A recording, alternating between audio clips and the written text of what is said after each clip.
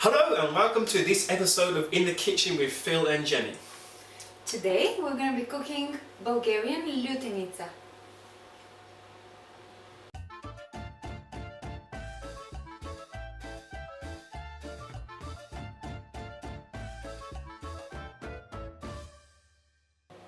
Okay, the ingredients for today's Lutenitsa are 1 medium-sized aubergine, which is around 300 grams. We have 1 kilogram of peppers. Preferably they can be red, but it doesn't matter if you mix them. I used this size of tomatoes and I diced it, so this is 1.5 kilograms of tomatoes. 1/4 of a cup of a vinegar. I've chosen white vinegar. 1/3 of a cup of vegetable oil. 1 chili.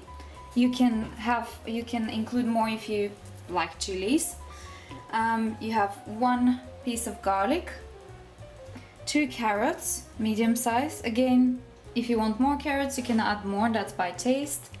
1.5 diced onion, 1 tablespoon of sugar, 2.5 tablespoons of salt.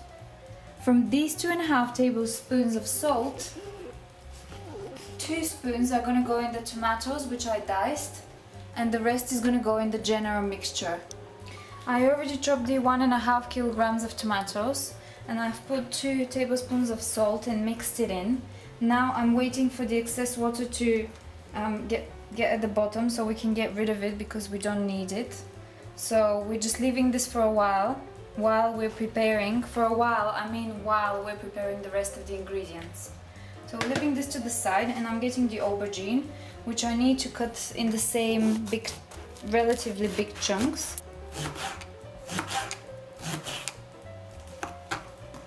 So what is Lutenitsa? It's a very nice spread, I would call it, which we usually eat on top of a piece of bread, or some people also put it on this side if they're eating grilled meat.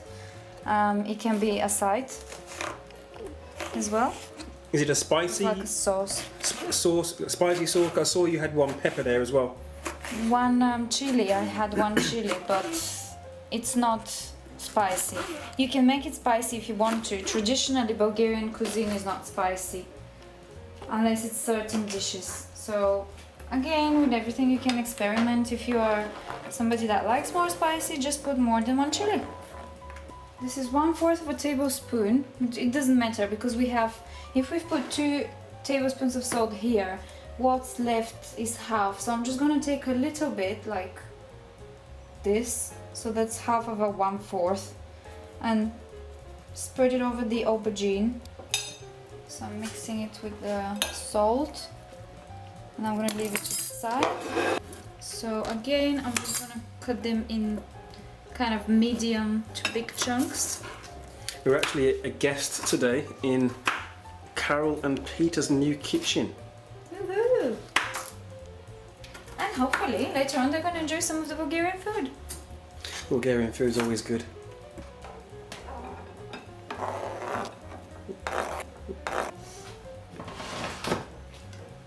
So I have to clean them, take out all the seeds and chop them again.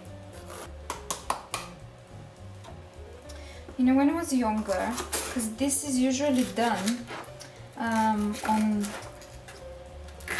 fire, so what I mean is my grandmother used to have, because you jar it afterwards and you boil the jars.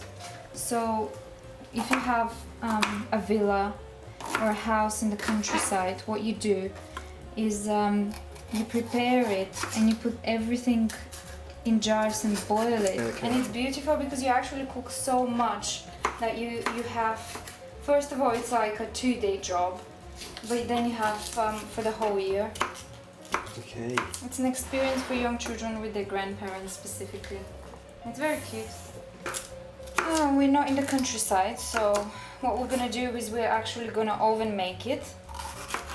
So everything is gonna go to the oven and then we're gonna use the mixer to mix it and make it smooth. So now I'm gonna dice the garlic and the chili. So do you think, would you say that Bulgarian food has a lot of If not spice, then what would you say? A lot of garlic and onions. If that's not spice. Well, we used other things like cumin, dill, parsley. It's just not that often chili and pepper. Right. Well, we use black and red pepper, but it's more for a taste rather than really to make it spicy.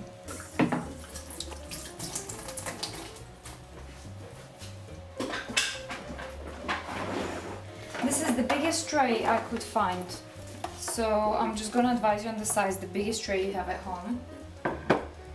Now, the tomatoes have water, and we're gonna get rid of the excess water now. Pure tomato juice.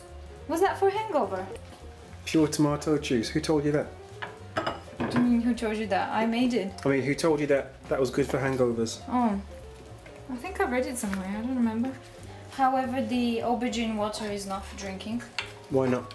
It's bitter. Oh, okay, maybe a little bit. How much Lutenitsa does this actually make? This is not much, this is just like for us here, so I don't know, 4 jars maybe? So basically it's like a savoury jam. Yeah, that's a good way to put it, Philip. I'm putting the onion, all the sugar, the half spoon left of salt, the chilies, the garlic. It's all going to be mixed at the end. It's all going to be into a smooth consistency, so don't worry if it doesn't look right now.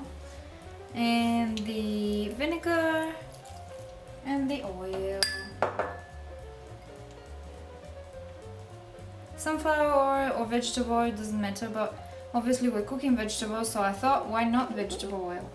Right, so you're mixing everything, so don't worry if it doesn't look proper now, because at the end is all going to be into a nice smooth mixture. I've already switched on the oven so it can go hot. It's on the highest gas mark. And I'm just going to put it in, and every now and then I'm going to take it out and do it again to mix it so it doesn't burn. So when you put it to cook, you actually put it to cook on the highest gas mark? Yeah. Highest gas mark. Bye bye baby Lutenitsa. So I'm stirring these and mixing them again so it doesn't burn. The average time that it should be in the oven is around 2 hours. So you have to constantly keep turning it around and stirring it up and mixing it so it doesn't get burned on top and then not done on the bottom. So how long has this been in the oven for now? This has been in the oven for 1 hour and 20 minutes so far. Right, so this is ready. It's been in the oven for 2 hours. And it looks like it's just mushy and nice. So what I'm going to do is I'm going to start putting it into the blender. Smells very tasty indeed. Yeah? Does it smell like your grand's kitchen kind of thing? My Gran doesn't cook Bulgarian food.